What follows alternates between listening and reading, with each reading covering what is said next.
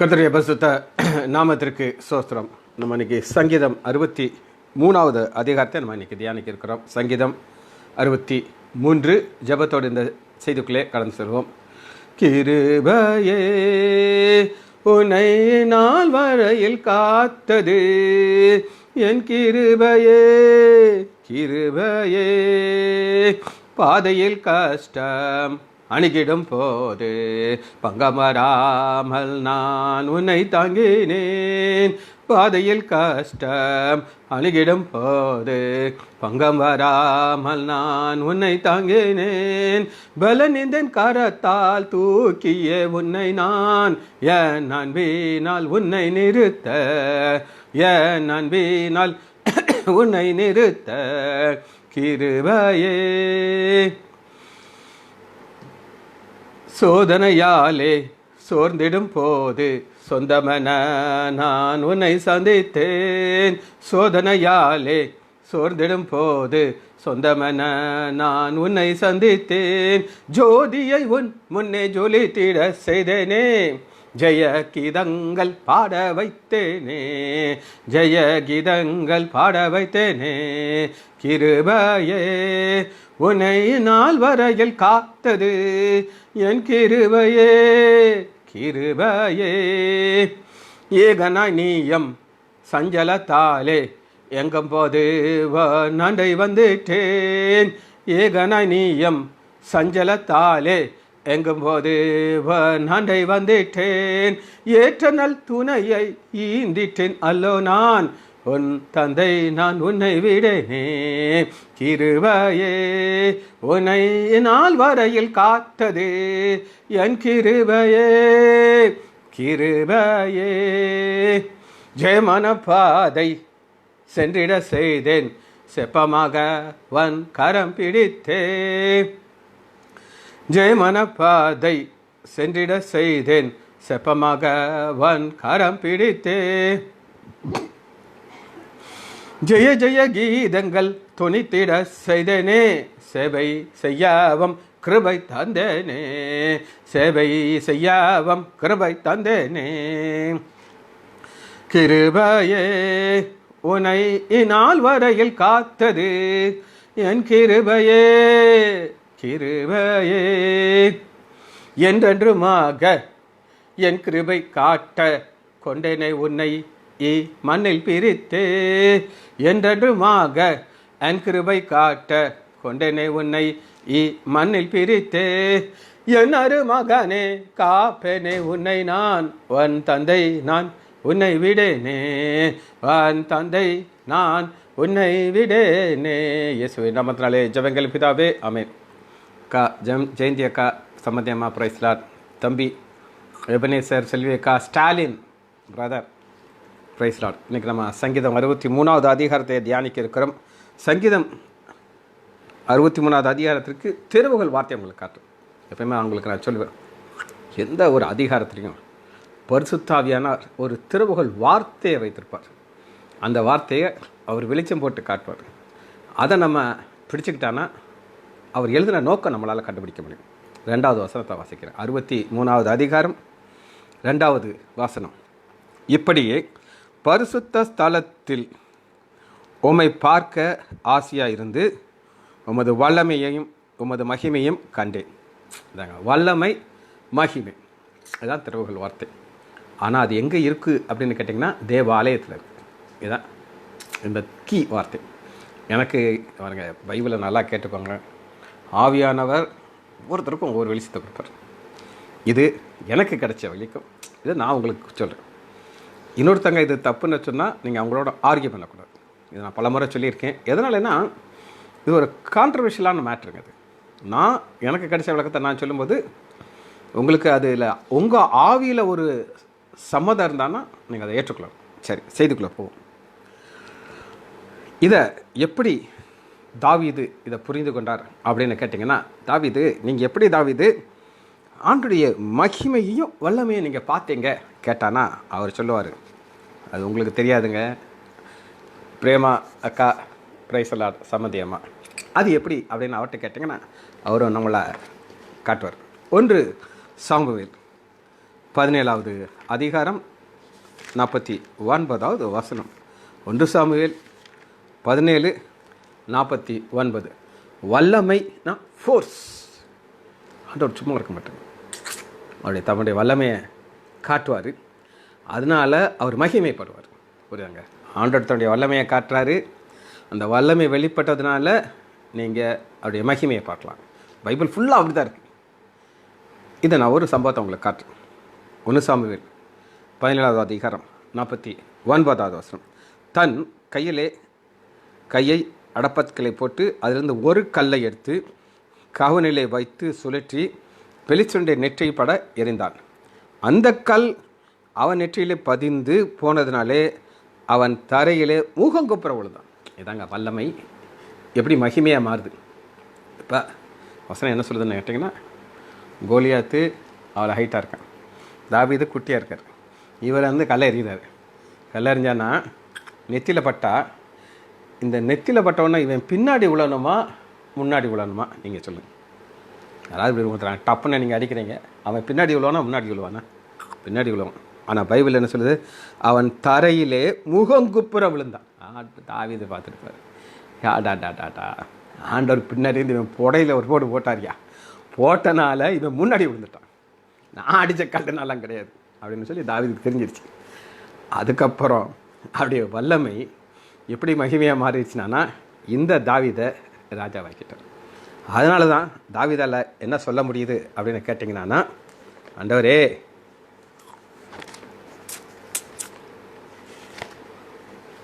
சங்கீதம் 63வது அதிகாரம் 2வது வசனம். இப்படியே பரிசுத்த ஸ்தலத்திலிருந்து உம்மை பார்க்க ஆசையாக இருந்து, உம்மை பார்க்க ஆசையாக இருந்துன்னு சொல்லிட்டு அவரை தானே பார்க்கணும். ஆனால் அவர் எதை பார்த்தார்னா 2 காரியத்தை பார்க்குறாரு. உமது வல்லமையையும் உமது மகிமையும் கண்டேன். சரி, மோசையுடைய வாஞ்சை என்ன பார்ப்போம். யாத்ராகமம் 33வது அதிகாரம் 18வது வசனம். யாத்ராகமம் 33:18. மோசையுடைய வாஞ்சை. அப்பொழுது அவன் உம்முடைய மகிமையை எனக்கு காண்பித்துள்ளார். இவர் 2ஐயும் சேர்த்து கேட்க தெரியல, வல்லமையும் மகிமையும் சேர்த்து கேட்கணும். ஆனால் இவர் எதைத்தான் கேட்குறாருன்னா, ஒரு மகிமையை மட்டும் காட்டுங்க ஆண்டவரே அப்படிங்கிறார். அப்போ மகிமையை மட்டும் பார்க்கறதுக்கு உன்னால் முடியாது, 2ஐயும் சேர்த்து காட்டினா பார்த்துருப்பேன். அதனால தான் தாவீது உங்களுடைய வல்லமை ப்ளஸ் மகிமையை 2 பார்த்தீங்கிறார். சரி, இதை எங்கே வச்சு தாவீது பார்த்தார் அப்படின்னு நீங்கள் கேட்டிங்கன்னா, அந்த 63வது அதிகாரத்தில் இந்த ப்ராக்கெட்டை பார்க்கணும். வேறு என்ன, அந்த ப்ராக்கெட்டை வாசிக்க மாட்டாங்க. நம்மளாவது பைபிள் வாசிக்கிறோம், நிறைய பைபிளே வாசிக்க மாட்டாங்க. பைபிளை வாசிக்கணும், இந்த ப்ராக்கெட்டை வாசிக்கணும். ப்ராக்கெட்டில் தான் ரகசியம் இருக்குது. சங்கீதம் 63வது அதிகாரம் ப்ராக்கெட். தாவீது யூதாவின் வனாந்திரத்தில் இருக்கையிலே பாடின சங்கீதம். அவர் இருக்கிறது வனாந்திரம். அந்த வெற்றி பிரதர் பிரைஸ்லார் வனாந்திரத்தில் இருந்துக்கிட்டு அவர் எதை கண்டேங்கிறாரு? தேவனுடைய வல்லமையும் மகிமையும் கண்டேன் அப்படிங்கிறாரு. அப்படின்னா என்ன அப்படின்னு நம்ம பார்க்க போகிறோம். இது என்ன அப்படின்னா, இது எங்கேருந்து ஆரம்பிக்குன்னா, முதல் வசனத்துலேருந்து ஆரம்பிக்குது. தேவனே நீர் என்னுடைய தேவன். வனாந்திரத்தில் இருந்தாலும், பாடுகள் வழியில் போனாலும், கஷ்டத்தில் வழியில் போனாலும், ஆண்டவரே நீ என்னுடைய கடவுள். ஆண்டவரே தேவனே நீர் என்னுடைய தேவன், அதிகாலமே உம்மை தேடுகிறேன். வறண்டதும் விடாய்த்ததுமா தண்ணீரற்ற நிலத்திலே என் ஆத்துமா.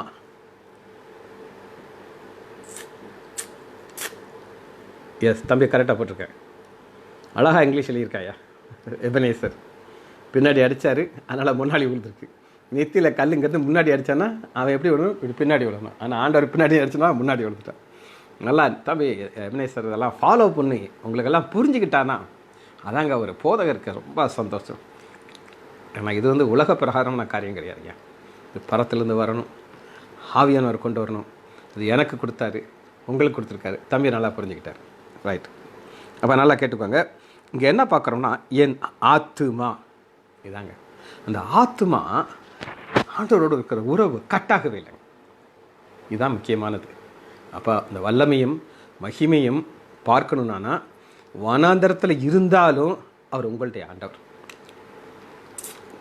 எரியிற சூழலில் இந்த வாலிபரில் போட வர்றாங்க. ரொம்ப தெளிவாக சொல்கிறாங்க, அவரை எங்களை விடுவித்தாலும் விடுவிக்காலும் அவர் தான் என் கடவுள், உனக்கு சொல்லணுங்கிற அவசியம் இல்லை பாய அப்படின்றாங்க. இதுக்கு இது எவ்வளோ கட்ஸ் இருக்கணும். அதாங்க இருந்தது. இந்த அடிப்படை ரொம்ப ரொம்ப முக்கியம். இது சூப்பர்ஃபிஷியல் உறவு கிடையாதுங்க, ஆழமான உறவு. அந்த ஆழமான உறவில் தான் தேவனே நீர் என்னுடைய தேவன். தாவிட்ட போய், தாவிதே நீ இருக்கிறது வனாந்திரத்தில் தானே இருக்க, இங்கே இருந்துட்டு என்னையா பாடுற அப்படி தப்பு தப்பா அப்படின்னு சொன்னார்னா, நீ வேணா நினைக்கலாம் அவர் ஏன் கடவுளையா. ஏன்னா அது என் ஆத்மாவுக்கும் தெரியும், என் மாமிசத்துக்கு தெரியும். என் மாமிசம் உண்மை வாஞ்சிக்கிறது. வாஞ்சிக்கிறதுனா, இப்போ இத்தனை பிள்ளைகள் இருக்கீங்க, உங்களுக்கெல்லாம் அந்த வாஞ்சை இல்லைன்னா வர முடியுமா? இப்போ என் தம்பிகிட்ட சொல்லுவேன், அடே முதல்ல வர்றதில் எபினேசர் வருவார்யா, இல்லை எங்கள் சம்மந்தியமாக வருவாங்க. 2 பேருக்கும் இல்லை ஒரு போட்டி இருக்கும், யார் முதல் வர்றாங்கன்னு. இது எதுக்காக சொல்கிறேன்னா, அந்த வாஞ்சை எல்லாருக்கும் வேலை இருக்கும், யாருக்கு வேலை இல்லைன்னு வச்சுக்கோங்க, எல்லாருக்கும் வேலை இருக்கும். ஆனாலும் அந்த நேரத்தில் அவனுடைய வார்த்தையை கேட்கணுன்னா ஒரு வாஞ்சி, அது மாமிசத்திலேருந்து ஆத்மா. மாமிசம் உட்காரணும், ஆத்மா வாஞ்சிக்கணும். அப்போ தான் நீங்கள் எதை பார்க்க முடியும்னா, உங்களுடைய வல்லமையும் உங்களது மகிமையும் கண்டேன், பார்த்துட்டேன், இன்னும் நான் பார்க்க போகிற தேவையில்லை. சரி, தேவனுடைய இந்த உறவை நீங்கள் எங்கே பார்க்கலாம், எப்படி இருக்கக்கூடாது, எப்படி இருக்கணும் அப்படின்னு கேட்டிங்கன்னா, ஆதியாகமம் 27வது அதிகாரம் 20வது வசனத்தை எடுத்துக்கலாம். ஆதியாகமம் 27:20 எப்படி இருக்கக்கூடாது அப்படின்னு நம்ம பார்க்கணும். 27:20 அப்பொழுது ஈசாக்கு தன் குமாரனை நோக்கி, என் மகனே, இது உனக்கு எப்படி இவ்வளோ சீக்கிரமாக ஆகப்பட்டது? அவன், உம்முடைய தேவனாய கர்த்தர் எனக்கு ரீட பண்ணினான். உங்கள் கடவுளையா? என் கடவுளாம் கிடையாது. எப்படி கிடைச்சது? உன் கடவுள் தான் எனக்கு கொடுத்தாரு. வேதமாணிக்கமால் பிரைசலார். அதுங்க, இது உறவு சரியான உறவு கிடையாது. உங்கள் கடவுள். எங்கிட்ட அநேக பேஷண்ட் சொல்லுவாங்க, சார் உங்கள் ஏசுட்ட, யார் உங்கள் ஏசுட்ட ஜெபம் பண்ணி இதை சரியாக சொல்லுங்கள் சார், உங்கள் இயேசு. அப்போ ஏன் இயேசுலாம் கிடையாது. நேற்று காலையில் ஓபியில் ஒரு பேஷண்ட் சிவகாசியிலேருந்து ஒரு பையன், அவங்க அம்மா அப்பா 3 பேர் வந்திருக்காங்க. அப்போ உட்கார், ஏன் ரொம்ப பழைய பேஷண்ட் வந்துக்கிட்டே இருப்பான், எல்லாத்துக்கும் என்கிட்ட தான் வருவாங்க. அப்போ அந்த அம்மா சொல்லுது, என் பையனுக்கு ஒரு ஆண் குழந்தை பிறந்திருக்கு, நீங்கள் அவனை ப்ளஸ் பண்ணணும் சார் அப்படின்னு சொல்லி. நான் நினச்சேன், இந்த கொரோனா டயத்தில் பஸ்ஸு கிடையாது, ஒன்றும் கிடையாது, அப்பா அம்மா பையன் ஆஸ்பத்திரியில் டாக்டர் பார்க்க எதுக்கு வந்திருக்காங்க? ப்ளஸ் பண்ணுறதுக்கு. அவங்களுக்கு அந்த இயேசு வேணாம், ஆனால் அந்த இயேசுடைய டாக்டர் ஒரு பிளஸ்ஸிங் கொடுப்பாரு, அதை நம்ம வாங்கிட்டு போயிடுவோம் அப்படின்னு சொல்லி. முத்துமுருகன் பிரைசலாட். சரி, இப்போ இதுதான் உறவு அப்படின்னு நம்ம சொல்கிறோம். இதே மாதிரி இன்னொரு வசனத்தை உங்களுக்கு காமிக்கிறேன். யோசுவா 1வது அதிகாரம் எப்படி உறவு இருக்கக்கூடாது அப்படின்னு நான் உங்களுக்கு பார்க்காது. யோசுவா 1வது அதிகாரம் 17வது வசனம், 1:17. இஸ்ரேல் மக்கள் யோசுவாவை பார்த்து என்ன சொல்கிறாங்க அப்படின்னு கேட்டிங்கன்னா, நாங்கள் மோசேக்கு செவி கொடுத்தது போல உமக்கும் செவி கொடுப்போம், உம்முடைய தேவனாய கர்த்தர் மாத்திரம் மோசேயிடம் இருந்தது போல உம்மோடும் இருப்பாராங்க. எங்களுக்கெல்லாம் வேண்டாம் ஐயா, அது மோசேட்ட இருந்தார்ல, இப்போ அவர் உங்கள்கிட்ட இருக்கட்டும், எங்கள்கிட்டக்கெல்லாம் வேண்டாம் அவர், ஆனால் நாங்கள் உங்கள் வார்த்தைக்கு செவி கொடுப்போம்.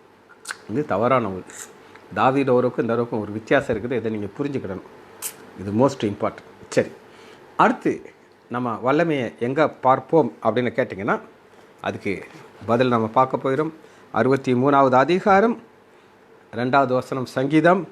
இப்படியே பரிசுத்த ஸ்தலத்தில் இருந்து உம்மை பார்க்க ஆசையாக இருக்குது. இப்போ பரிசுத்த ஸ்தலத்தில் ஆண்டுடைய வல்லமையும் பார்க்கலாம், மகிமையும் பார்க்கலாம்.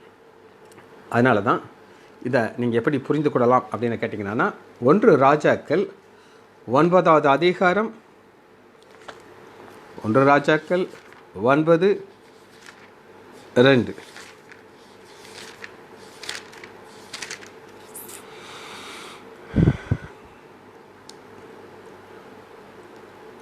மூணாவது வசனம், 1 ராஜாக்கள் 9:3.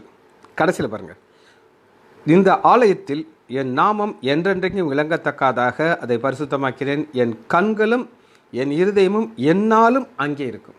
நல்லா கேட்டுக்கோங்க. ஆண்டுடைய கண்ணும் இருதயமும் எங்கே இருக்கும்னா தேவாலயத்தில் இருக்கும். அப்போ அவர் பார்த்துக்கிட்டே இருக்கார். என் பிள்ளை இங்கே ஜாப் பண்ணுறானே, இவனுக்கு நான் எப்படி உதவி செய்யலாம், எப்படி நம்ம இது பண்ணலாம் அப்படிங்கிறத ஆண்டவர் ரொம்ப தெளிவாக பார்ப்பார். அதனால தான் 2 காரியத்தை பார்க்கலாம். வல்லமை, மகிமை தேவாலயத்தில். அது எதன் மூலமாக பார்க்க முடியும்னா, என் கண்களும் என் இருதயமும் என் நாளும் அங்கே இருக்கும். ரைட். தாவீதுடைய வாஞ்சை என்ன அப்படின்னு கேட்டிங்கன்னா, சங்கீதம் 122:1. சங்கீதம் 122:1. நாம் கர்த்தருடைய ஆலயத்திற்கு போவோம் என்று எனக்கு சொன்ன பொழுது மகிழ்ச்சியாக இருந்தேன். ஆலயத்துக்கு போகிறது ஒரு சந்தோஷங்க, அப்படி ஒரு சந்தோஷம். ஆனால் நம்ம மக்களுக்கெல்லாம் அந்த ஆலயத்துக்கு வர சந்தோஷம் இருக்கான்னா, அதாவது ஒரு கூட்டம் வரமாட்டாங்க, அவங்களுக்கு பிரச்சனையே இல்லை. ஒரு சிலர் சொல்லுவாங்க, நான் அங்கே கோர்ட்டுக்கு போனேன், எந்த கோர்ட்டுக்கு போனேன், நான் அந்த ஞாயிற்றுக்கிழமை எந்த கோர்ட்டுக்கு போனீங்கன்னு கேட்டால், இல்லை எனக்கு போலீஸ் ஸ்டேஷன் போட்டு இருந்துச்சு அப்படின்னு சொல்கிறதுக்கெல்லாம் எக்ஸ்கியூஸ் சொல்கிறதுக்கு நிறைய பேர் இருக்காங்க. ஆனால் ஆண்டவர் எதிர்பார்ப்பு என்னன்னா, தாவீது சொல்கிறாரு, ஆலயத்துக்கு போன உடனே எனக்கு என்ன வந்துருச்சு, பயங்கர சந்தோஷமாக இருந்துச்சு. சினிமாவுக்கு போகிறதுனா சந்தோஷம் இருக்கும் மக்களுக்கு, ஆனால் ஆலயத்துக்கு போகிறது சந்தோஷம். காரணம் என்னென்னா, அந்த ஆலயத்தில் தான் அவர் வல்லமையும் பார்க்குறாரு, மகிமையும் பார்க்குறாரு. அந்த ஆலயத்தில் சங்கீதம் 27:4. சங்கீதம் 27:4. கர்த்தரிடத்தில் ஒன்றை நான் கேட்டேன், அதையே நாடுவேன், நான் கர்த்தருடைய மகிமையை பார்க்கும்படியாகவும். சரிங்களா? மகிமை இருக்கா? மகிமை எங்கே இருக்குது சொல்லுங்கள்? தேவாலயத்தில் இருக்குது. அவருடைய ஆலயத்தில் ஆராய்ச்சி செய்யும்படியாகவும் நான் என்னுடைய ஜீவனுள்ள நாளெல்லாம் கர்த்தருடைய ஆலயத்திலேயே தங்கியிருப்பதை நாடுவேன்.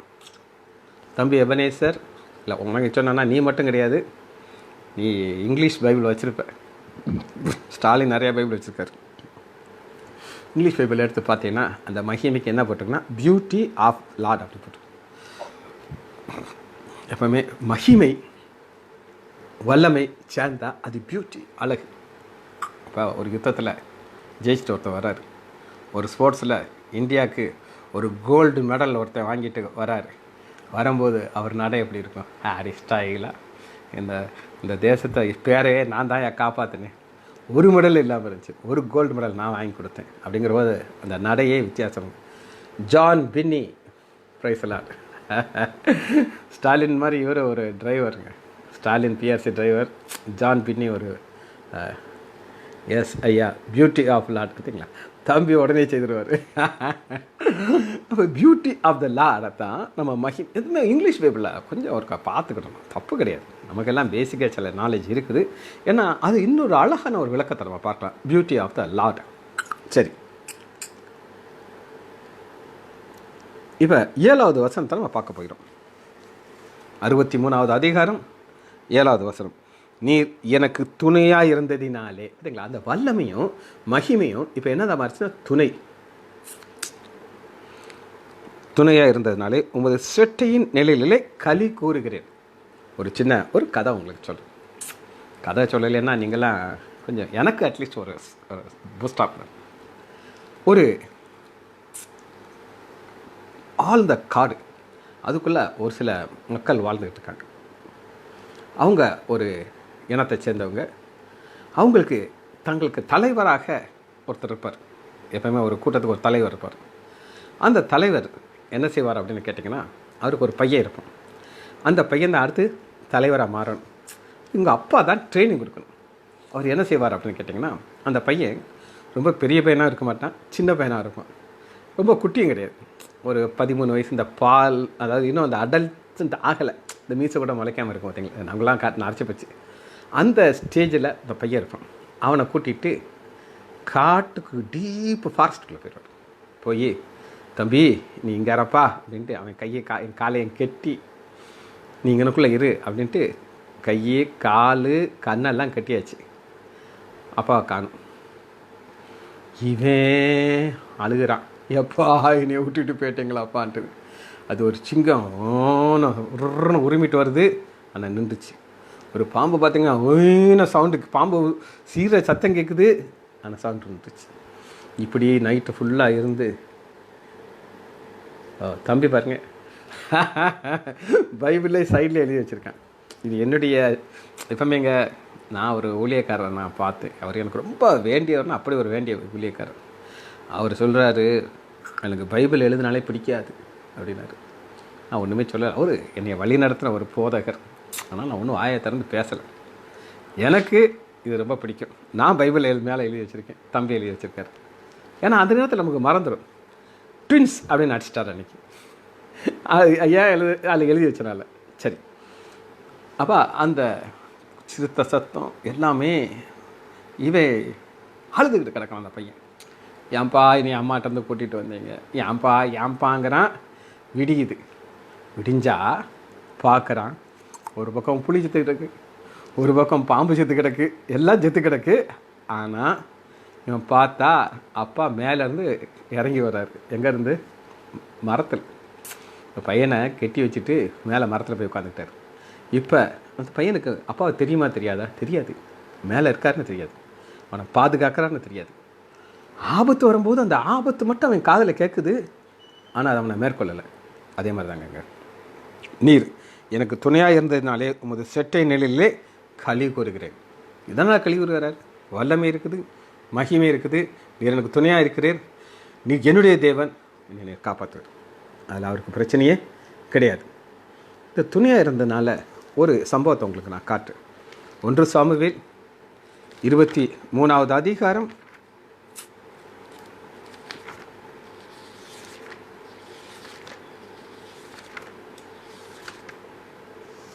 22வது வசனம்.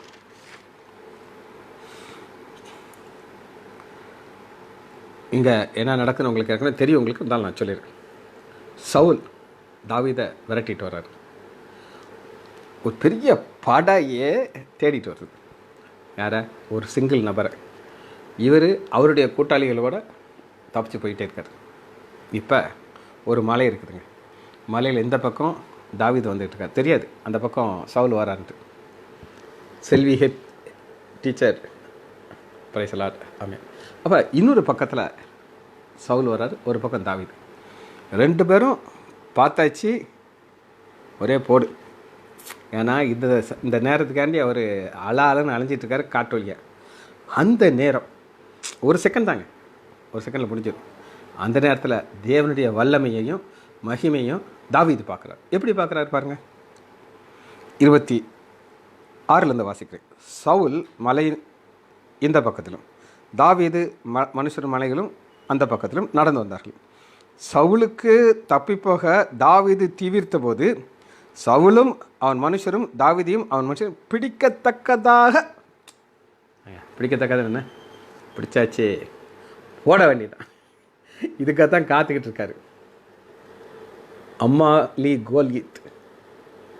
அம்மாலி கோத் இந்த ஸ்டாலின் தான் வசனம்.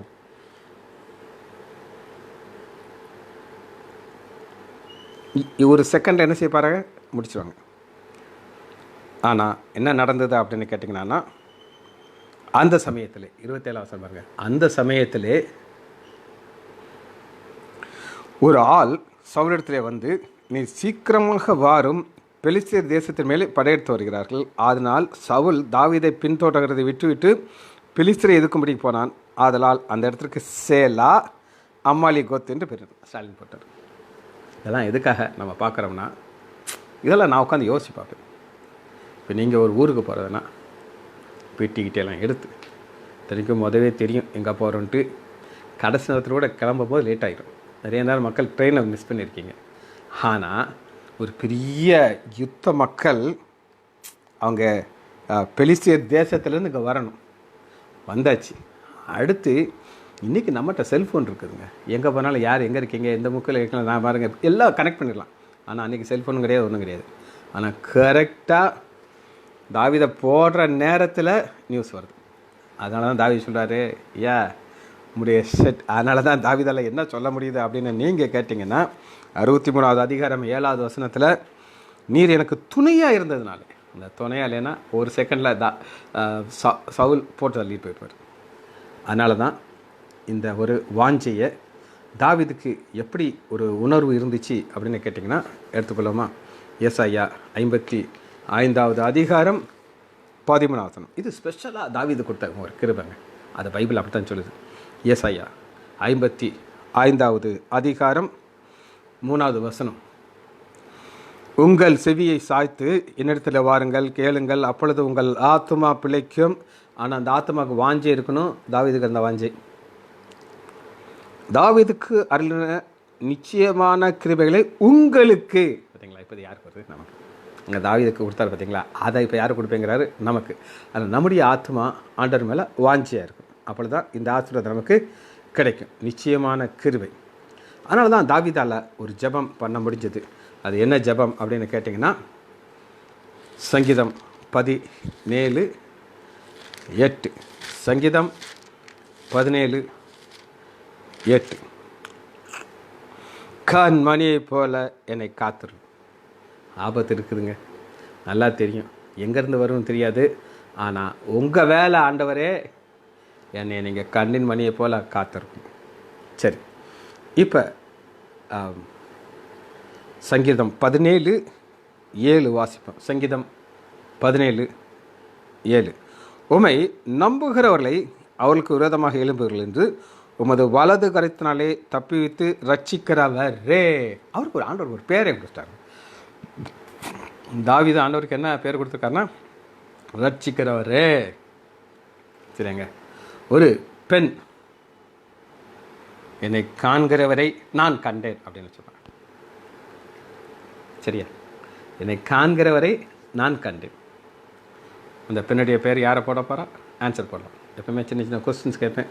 நான் பைபிள் ஸ்காலர்ஸ் தான் இங்கே உட்காந்துட்டு இருக்காங்க. இது ரொம்ப சிம்பிள் கொஸ்டின்ங்க. சரியா? என்னை காண்கிறவரை நான் இங்கே கண்டேன். வானாந்தரத்தில் அக்கா சொல்கிறான். ரைட். அப்போ கண்ணின் மணியை போல் என்னை காத்திரணும். அப்போ அந்த வலது கரம் அப்படின்னு ஒன்று இருக்குதுங்க. அது வலது கரம். வலது கரத்தில் என்ன இருக்குது அப்படின்னு கேட்டிங்கன்னா, சங்கீதம் 36:7. சங்கீதம் 36:7.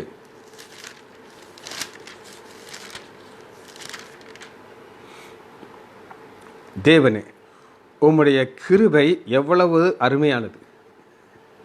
ஆகார், எங்கள் சம்பந்தியம்மா போட்டிருக்காங்க ஆகார். சரிங்களா? என்னை காண்கிறவரை நான் இங்கே கண்டேன். எங்கள் சம்பந்தியம்மாவுக்கு இருக்கிற பைபிள் மேலே இருக்கிற வாஞ்சை ஆச்சரியமானது. எங்கள் வீட்டுக்கு வருவாங்க, எப்பயாவது வருவாங்க. வந்தால், அண்ணே எனக்கு 1 மணி நேரம் நீங்கள் எனக்கு டீச் பண்ணணும் அப்படின்னு சொல்லுவாங்க. செல்வியக்கா செகண்ட் போட்டிருக்க, எங்கள் சம்பந்தியமாக உன்னைய முந்திட்டாங்கம்மா.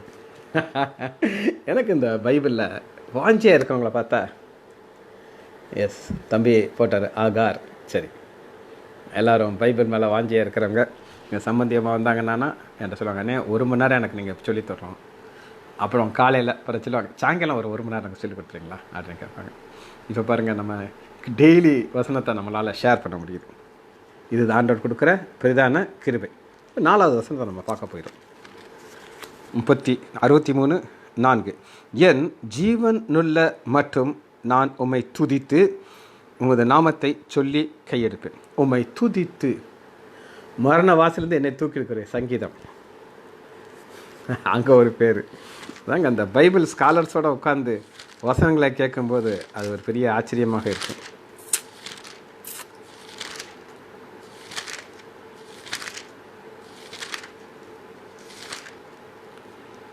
சங்கீதம் 9வது அதிகாரம் 13வது வசனம். ஸ்டாலின் போட்டிருக்காரு, வசனம் போடல ஸ்டாலின், நான் சொல்லிட்டேன்.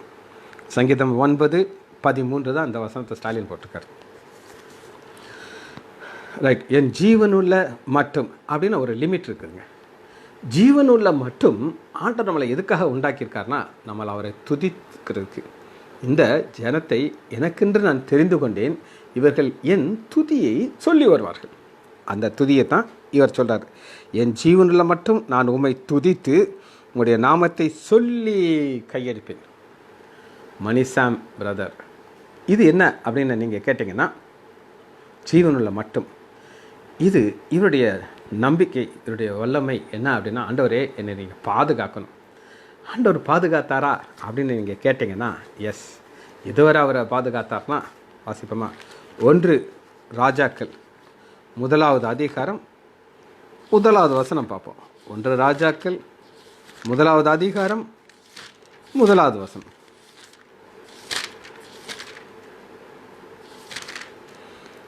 தாவீது ராஜா வயது சென்று வியர்த்த பண்ண பொழுது தன் வஸ்திரங்களை மூடினாலும் அவனுக்கு அனல் உண்டாகலை. இந்த அளவு வயசாயிட்டாருங்க அவருக்கு.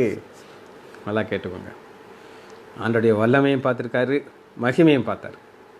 அவரை துதிக்கிறார். அவருடைய ஆத்மா ஆண்டவரோட வாஞ்சியாக இருக்குது. ஆண்டவர் ஒரு விட மாட்டார். எங்கே வர கொண்டு போயிருக்கார் அப்படின்னா ஓல்டேஜ், அந்த ஸ்டேஜ் வரை ஆண்டவர் கைவிடலை. அதனால தான் ஸ்டாலின் பட்டாப்பில் மரண வாசல் எத்தனையோ அவருக்கு வந்துச்சு. ஏசாயா 43:21 வசனத்தை வாசிக்கோங்க. இதற்காக நம்மளை ஆண்டவர் உண்டு பண்ணினார். ரைட். இது அந்த அளவுக்கு ஆண்டவர் என்ன செய்கிறாரு, பாதுகாக்கிறார். இப்போ 2 சம்பவத்தை காட்ட போகிறோம். அங்கே வல்லமையும் கிடையாது, மகிமையும் கிடையாது. எப்பவுமே நம்ம ஆண்டவரே பார்த்துக்கிட்டு இருக்கிறது ரைட்டு, ஆனால் ஆப்போசிட்டானதை நம்ம பார்க்கணும். இப்போ ஸ்டாலின்கிட்ட கேட்டிங்கன்னா எப்படி ஓட்டக்கூடாதுன்னு அவர் சொல்லுவார். இப்படி ஓட்டக்கூடாது பஸ்ஸை, இப்படி ஓட்டினா ஆக்சிடென்ட் ஆகிரும் அப்படின்னு சொல்லுவார். அதுக்காண்டி அப்படி நம்ம ஓட்டி பார்க்கக்கூடாது. சரி, 2 சம்பவத்தை நான் உங்களை காட்ட போயிடும். முதல் சம்பவம் வல்லமையும் மகிமையும் இல்லாத மக்களை. ஏசாயா 37 அதிகாரம் 37 வசனம், 37 ஏசாயா. இது என்னன்னா உங்களுக்கு எல்லாருக்கும் தெரியும். சனகரிப் அசிரியா ராஜா இஸ்ரேலுக்கு விரோதமாக யுத்தத்துக்கு வர்றாரு. ரொம்ப மோசமாக கேவலமாக ஆண்டவரை அசிங்கமாக பேசுகிறாங்க. அது ஒரு வசனத்தை மட்டும் உங்களுக்கு காக்கிறேன். எவ்வளவு அசிங்கமான வார்த்தையை பேசுகிறாங்கன்னா இதை விட பைபிளில் கேவலமான வார்த்தையை யூஸ் பண்ண முடியாது. ஏசாயா 36 அதிகாரம் 12 அதற்கு ரப்சாக்கே, உங்களோடு கூட நாங்கள் மலத்தை தின்னவும் தங்கள் நீரை குடிக்கவும் அலங்கத்தில் தங்கிய புருஷனும் அல்லாமலும் உன் ஆண்டவராண்டையே உன்னண்டையும் என் ஆண்டவன் இந்த வார்த்தையில் பேச அனுப்பித்தார். இவ்வளவு கேவலமாக பேசியிருக்காங்க. நல்லா ஆண்டவர் இதெல்லாம் மனசில் வச்சுக்கிட்டு இருந்தார். போ மகனே போ. இங்கே பார்த்தீங்கன்னா 36 வசனத்தில் ஒரு தூதன் 144,000 பேர் அழிச்சிட்டான். ஆனால் யாரை மட்டும் கொல்லலைன்னா ராஜா விட்டுட்டார். ஏன்னா இந்த ராஜா இப்போ எங்கே போகிறார் அப்படின்னு கேட்டிங்கன்னா 37 வசனம் ஏசாயா 37. அப்பொழுது அசிரியா ராஜா வாகிய சனகரிப் பிரயாணப்பட்டு திரும்ப போய் நினைவு இருந்து விட்டான். அவன் தன் தேவனாகிய நிஸ்ரோத்தின் கோயிலிலே பணிந்து கொள்வதற்கு போன பொழுது அவன் குமாரனாகிய அமரோத்லேக்கும் சரத்திசையும் அவனை பட்டயத்தினாலே வெட்டி போட்டு அரராத் தேசத்துக்கு தப்பி ஓடி போனார்கள். பார்த்தீங்களாங்க, இவன் அவங்க சாமியை கும்பிட வந்திருக்கான். இந்த சாமிக்கு வல்லமை மகிமை இருந்தானா மகன் வெட்டு வரும்போது என்ன செஞ்சுருக்கணும், அவன் கையை பிடிச்சிருக்கணும், இல்லை கையை பேரலைஸ் ஆக்கியிருக்கணும், ஏதாவது ஒன்று செஞ்சுருக்கணும். ஆனால் இங்கே என்ன இல்லை, வல்லமே இல்லை, மகிமே இல்லை. அவன் கோயிலில் வந்து கும்பிட்டுட்டு இருக்கான், சொந்த மகைங்க வந்து வெட்டி போட்டு போயிட்டாங்க. எதுக்காக சொல்கிறேன்னா நம்ம ஆப்போசிட் காரியத்தையும் பார்க்கணும். இன்னொரு சம்பவத்தையும் காட்டுறேன், ஆப்போசிட். எனக்கு இந்த ஆப்போசிட் கண்டுபிடிக்கிறது ரொம்ப பிடிக்கும். 1 சாமுவேல் 5 அதிகாரம் 2 வசனம். 1 சாமுவேல் 5:2. இது என்ன அப்படின்னு கேட்டிங்கன்னா, பெலிஸ்தியர் தேவனுடைய பெட்டியை பிடித்து அதை எபனேசரில் இருந்து அஸ்ரோத்துக்கு கொண்டோம். அஸ்ரோத் அவங்க ஏரியா. பெலிஸ்தியர் தேவனுடைய பெட்டியை பிடித்து தாகோன் கோயிலை கொண்டு வந்து தாகோனுடைய வைத்தார்கள். இப்போ ஒரு வல்லமை பொருந்திய பெட்டி, மகிமை பொருந்திய பெட்டி ஒரு விக்கிரத்துக்குள்ளே ஒதுக்கி வச்சிட்டாங்க. இவங்களுக்கு தெரியாது இதில் இருக்கிற வல்லமையும் மகிமையும் அந்த மக்களுக்கு தெரியாது. அதனால் என்ன நடந்துச்சு அப்படின்னு கேட்டிங்கன்னா 3 வசனம், அஸ்ரோத் ஊரார் மறுநாளிலே காலையிலே எழுந்த பொழுது இதோ தாகோன் கர்த்தருடைய பெட்டிக்கு முன்பாக தரையிலே முகங்குப்புற விழுந்திருக்கு. இதுக்கு வல்லமையும் கிடையாது, பலனும் கிடையாது, எதிர்த்து நிற்க ராணி கிடையாது, முன்னாடி விழுந்து கிடக்கு. யாரை பணிந்து கொண்டு இருக்குது, நமது ஆண்டவரை பணிந்து கொண்டுட்டு இருக்கு. 3 வசனம், அப்பொழுது அவர்கள் தாகோனை எடுத்து அதை திரும்ப அந்த ஸ்தானத்தை கூட நிறுத்தினார்கள். அதுக்கு என்ன கிடையாது, வல்லமையும் கிடையாது, பலனும் கிடையாது.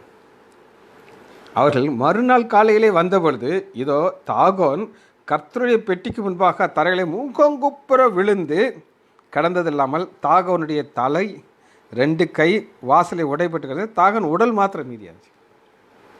வல்லமை இருக்கா இல்லை, மகிமை இருக்கா இல்லை. இப்படி இருக்கிற மத்தியில் தான் தாவீது சொல்கிறாரு, நான் 2 காரியத்தை பார்த்தேங்கிறார். வல்லமையும் பார்த்தேன், மகிமையும் பார்த்தேன். சரி, ஆப்போசிட் உங்களுக்கு காமிச்சிட்டு இப்போ அடுத்து நம்ம ஒரு காரியத்தை பார்க்க போகிறோம். அது என்னென்னா ஆத்துமா. முதல் வசனத்தில் பாருங்கள், என் ஆத்துமா. இந்த ஆத்துமா 5வது வசனத்தில் பாருங்கள், நினத்தையும் கொழுப்பையும் உண்டது போல என் ஆத்துமா திருப்தியாகும். நினம், கொழுப்பு. வாசிப்போம். ஏசாயா 55வது அதிகாரம் முதல் வசனம். ஏசாயா 55:1. ஓ தாகமாயிருக்கிறவர்களே, நீங்கள் எல்லோரும் தண்ணீர் அண்டைக்கு வாருங்கள். பணமும் இல்லாதவர்களே, நீங்கள் வந்து வாங்கி சாப்பிடுங்கள். நீங்கள் வந்து பணமுமின்றி விலையுமின்றி திராட்சை ரசமும் பாலும் கொள்ளுங்கள். நீங்கள் அப்பமல்லாததற்கு பணத்தையும் திருப்தி செய்யாத பொருளுக்காக உங்களுக்கு சொன்னேன். நீங்கள் எனக்கு கவனமாய் செவி கொடுத்து நலமானதை சாப்பிடுங்கள். அப்பொழுது உங்கள் ஆத்துமா கொழுப்பான பதார்த்தமாயிடுச்சு. இது என்ன அப்படின்னு கேட்டிங்கன்னா, நான் உங்களுக்கு வாசிட்டேன், விளக்க சொல்கிறேன். நீங்கள் 2 வகையான ஃபுட் இருக்குதுங்க. ஒன்று கீரை, காய்கறிகள், முளைச்ச தானியங்கள். இதெல்லாம் டேஸ்ட் இருக்குமா அப்படின்னு கேட்டிங்கன்னா டேஸ்ட்டே இருக்காது. ஆனால் இன்னும் நான் சொல்லுவேன், பேக்கரி ஐட்டம் அப்படின்னு உங்களுக்கு தெரியும். பேக்கரியில் இருக்கிறது எல்லாமே பயங்கர டேஸ்ட்டாக இருக்கும். அப்படி தானுங்க. நமக்கு இன்னும் ஒரு பப்ஸ் வாங்கி சாப்பிட்டா நல்லா இருக்குமே அப்படின்னு நம்ம நினைப்போம். அன்றைக்கி இந்த பப்ஸ்னாலே எனக்கு நம்ம ஸ்டாலின் வீட்டுக்கு நானும் நம்ம வக்கீல் சார் ரூபனும் நாங்கள் 2 பேரும் ஒருக்கா போயிருந்தப்ப அவங்க நாங்கள் வந்திருக்கோமேன்ட்டு அவசரமாக பையனை அனுப்பி பப்ஸ் வாங்கி வச்சாங்க. கறக்க முறக்க சாப்பிட்டேன். நமக்கெல்லாம் அந்த கூச்சமெல்லாம் கிடையாது. கொடுத்துருக்காங்க, சாப்பிடணுமா ஜாம் பண்ணிட்டு சாப்பிட்டேன். ஆனால் வக்கீல் சார் அப்படியே உட்காந்துருக்காரு, சாப்பிட மாட்டேங்கிறாரு. ஸ்டாலின் சொல்கிறாரு, சாப்பிடுங்க சார். இல்லை, நான் சாப்பிட மாட்டேங்க. எனக்கு லேசாக தலை சுற்றிடுச்சு. என்ன வில் பவரில் உட்காந்துருக்காரு. அவருக்கு வயிற்றுல இடம் இருக்குமா இருக்காத. ஆனால் அவருக்கு இது வேண்டாம் அப்படின்னு முடிவு பண்ணிட்டார். மறுபடியும் சொல்கிறாரு, நோ. ஆனால் இது எல்லாராலையும் முடியாது. ஸோ 2 வகையான ஃபுட்டுங்க. ஒன்று கீரை, நல்லதான், உடம்புக்கு நல்லது, ஆனால் டேஸ்ட் இருக்காது.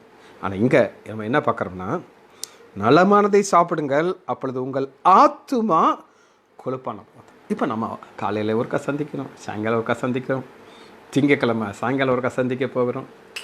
இதெல்லாம் எதுக்காக அப்படின்னு கேட்டிங்கன்னா, சரி, திங்கக்கிழமை செய்தி நான் இப்போயே சொல்லிடுறேன். நம்ம பிள்ளைகள்லாம் நீங்களே ப்ரிப்பேர் பண்ணணும். நம்மளை நான் உங்கள்கிட்ட எதிர்பார்க்குறேன். நிறையா செய்தி நீங்கள் என்கிட்ட கேட்டீங்க. தலைப்பு நான் இப்போ உங்களுக்கு சொல்ல போகிறேன், தேவ தூதர்கள். இதான் செய்தி. யார் யாருக்கெல்லாம் வாஞ்சி இருக்கோ நீங்கள் உட்காந்து எழுத ஆரம்பிங்க. செய்தி எழுதுங்க. நான் ஒரு செய்தி சொல்லுவேன். நான் சொன்னால் தான் நீங்கள் கேட்டிருப்பீங்க. அதனால் இப்போ நீங்கள் உங்களுக்கு ஒரு ஹோம்ஒர்க். சரி, இப்போ இது ஆத்துமா. 7வது வசனத்தை நீங்கள் பார்த்தீங்கன்னா, நீர் எனக்கு துணையாக இருந்ததுனாலே, இருக்க போகிறதுனாலேனா ஃப்யூச்சர் டென்ஸ், இது பாஸ்ட் டென்ஸ். ஆண்டவர் எனக்கு துணையாக இருந்திருக்கார். எத்தனையோ ஆபத்தில் வழியாக நாங்கள் போயிருக்கிறோம். அந்த துணையாக இருந்ததுனால உமது செட்டையின் நிழல். எல்லாருக்கும் தெரிஞ்ச வசனம், சங்கீதம் 91:1. உன்னதமானுடைய மறைவில் இருக்கிறவன் சர்வ வல்லுடைய நிழலை தங்குவான். 92வது அதிகாரத்தை நம்ம போன வாரம் தியானித்தோம். அங்கே வார்த்தை என்னென்னா 8வது வசனம், கர்த்தாவே நீர் என்றென்றைக்கும் உன்னதமாக இருக்குது. அந்த உன்னதமாக இருக்கிறவருக்கு செட்டை இருக்குது. அந்த செட்டுக்குள்ளே வந்ததுனால நமக்கு என்ன கிடைக்குதுன்னா ஒரு ஸ்ட்ரென்த். அது என்னென்னு பார்த்தீங்கன்னா 8வது வசனத்தை உங்களுக்கு நான் வாசிக்கிறேன். என் ஆத்துமா உம்மை தொடர்ந்து பற்றி கொண்டிருக்குது. என்னங்க தொடர்ந்து பற்றி கொண்டிருக்குது. நம்ம வாழ்க்கையில் ஒரு கஷ்டம் வருது, ஒரு வேதனை வருது, உடனே என்ன சொல்லுவோம் தெரியுமா, ஆண்டை விட்டுட்டு தான் போயிடுவாங்க. நிறைய நேரம் பார்த்துருக்கேன். ஒரு சம்பவத்தை உங்களுக்கு நான் சொல்கிறேன். எங்கள் இதில் நிறையா நர்சிங் ஸ்டூடெண்ட்ஸ் ஜாயின் பண்ணுவாங்க, எல்லாம் வாலிப பெண்கள். அதில் ஒரு சில பிள்ளைகள் ஜெபத்துக்கு வருவாங்க. அதில் ஒரு பிள்ளைக்கு எல்லாருக்கும் நான் ஒரு பைபிள் கொடுப்பேன். அதில் அவங்க பேரை எழுதி டாக்டர் சுஜித் லை சென்டர்னு சொல்லி சிக்னேச்சர் போட்டு டேட்டை போட்டு கொடுத்துருவேன். அதில் ஒரு பொண்ணு சிவகாசியிலேருந்து வர்றான். அவள் வயிற்றில் ஒரு வலி வந்திருக்கு. சிவகாசியில் போய் அங்கே ஒரு ஆஸ்பத்திரியில் போய் லாப்ரோஸ்கோப் பண்ணிவிட்டு வந்து அந்த பைபிளை என் டேபிளில் வச்சுட்டு போயிட்டான். என்ன அர்த்தம்? உனக்கும் டாட்டா, அவன் பைபிளுக்கும் டாட்டா. நான் ஒருத்துக்கு உறுதிக்கு வச்சுக்கிட்டேன். கரெக்டாக ஒரு 3 மாதத்தில் அந்த பிள்ளையை நான் மறுபடியும் பார்க்குறேன். என்கிட்ட வர்றான் வந்து, சார் நான் சிவகாசிலேயே ஒரு நர்சிங் காலேஜில் சேர்ந்துருக்கேன் சார், ரொம்ப சந்தோஷமா. ஆனால் சார் என்னமோ ஆனால் சார்ன்றான். என்னமோ ஆனால் சாருங்கிறேன்னு, அங்கே எங்கேயாவது ஆப்ஷன் வேணா வரலாம், இல்லைன்னா தேவையில்லை, அங்கே கம்பல்சரியாக காலையில் நாங்கள் உட்காரணும் சார் பைபிளுக்கு. எனக்கு ஒரே சந்தோஷமாக இருந்துச்சு. நீ ஆண்டரை விட்டுட்டு போனாலும் அவர் உன்னை விட மாட்டேங்கிறார் பார்த்தியா. ஆனால் தான் 3வது வசனம் பாருங்கள், ஜீவனை பார்க்கிலும் உமது கிருபை நல்லது. ஏன்னா அந்த கிருபையை ஆண்டவர் ஒரு செட்டை நிழல் போல் நினைச்சிட்டாரா கொடுக்குறாராம். 8வது வசனத்தை நான் உங்களுக்கு வாசிக்கிறேன். உமது வலது கரம், இந்த வலது கரத்தில் என்ன இருக்குது அப்படின்னு நான் உங்களுக்கு காட்டினேன். வலது கரத்தில் சங்கீதம் 77வது அதிகாரம் 10வது வசனம். சங்கீதம் 77:10. அப்பொழுது நான், இது என் பலவீனம், ஆனாலும் உன்னதமானவருடைய வலது கரத்தில் உள்ள வருஷங்களை நினைவு கூறுவேன். அந்த உன்னதமான ஆண்டோடைய வலது கரத்தில் என்ன இருக்குது அப்படின்னு கேட்டிங்கன்னா, வருஷங்கள், ஆயுசுக்கு அவர் கையில் வச்சுருக்காரு. இன்றைக்கி எவ்வளவோ கொரோனா வருது, எங்கள் ஆஸ்பத்திரி மூடிடலாமா அப்படிங்கிற ஒரு ஸ்டேஜுக்கு தம்பி நேத்தன் வந்து பேசிகிட்டு இருக்கார். ஓபியில் அவ்வளோ பேஷண்ட் இருக்காங்க, வார்டில் ஃபுல்லாக பேஷண்ட் இருக்குது, நம்ம மூடிடலாமா அப்படிங்கிறார். நான் சொன்னேன், நீ மூடாத, ஆனால் நான் கரெக்டாக 10 மணிக்கு வருவேன், 12:30 மணி வரை ஓபியை பார்ப்பேன், 12:30 மணி கடைசி பேஷண்ட்டை பார்த்து நான் போயிடுவேன். ஏன்னா எனக்கு தெரியும் இந்த கொரோனாவால் என்னை ஒன்றும் செய்ய முடியாது. அவனுடைய வலது கரத்தில் இருக்கிற வருஷங்கள் என்னை பாதுகாக்கும். சங்கீதம் 18:35. சங்கீதம் 18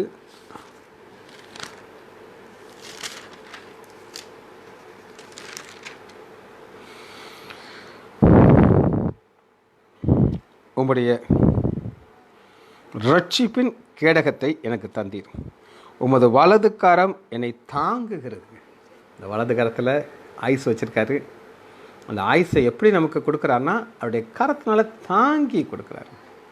நேற்று எனக்கு உடம்பு பயங்கர பெயின், என்னால் சரியாக உட்கார முடியல. என் மனைவி உறுதியாக உங்களுக்கு கொரோனா வந்துருச்சு அப்படின்ட்டா.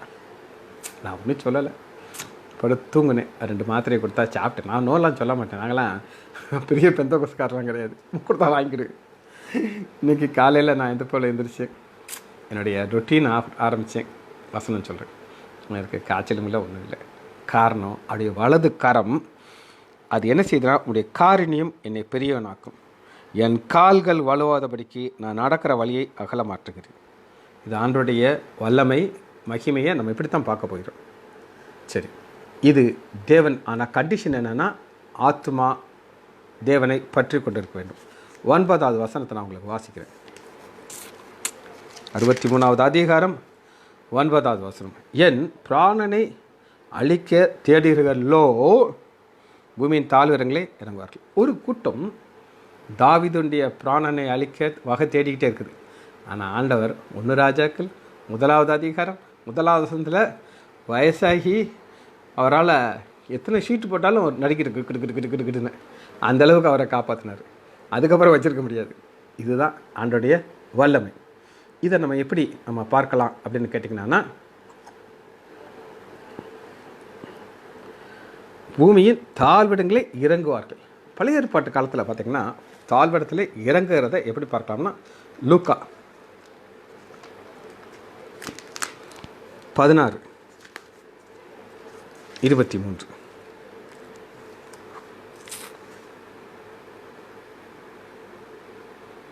பாதாளத்திலே அவன் வேதனைப்பட்ட பொழுது இந்த பாதாளத்தில் இறங்காமல் ஆண்டவன் செய்கிறார், காப்பாற்றுறார். ஆனால் ஆண்டவருக்கு விரோதமாக இருக்கிற மக்கள், தாவீதுக்கு விரோதமாக இருக்கிற மக்கள் பூமியின் தாழ்விடத்தில் இறங்குவாங்க. ஏன் அப்படின்னா, அவங்களுக்கு பாதுகாக்கிற இடம் கிடையாது, அவர்களுக்கு நிழல் கிடையாதுங்க. இதுதான் அவங்களுக்கு நமக்கு இருக்கிற ஒரு பிரச்சனை. 10வது வசனத்தை நான் உங்களுக்கு வாசிக்கிறேன். அவர்கள் பட்டயத்தினாலே விழுவார்கள், நரிக்கு இரையாவார்கள். பட்டயத்தினாலே விழுவார்கள். வாசிப்போமா? விழுந்தாங்களா? எஸ், விழுந்தாங்க. 1 சாமுவேல் 31வது அதிகாரம்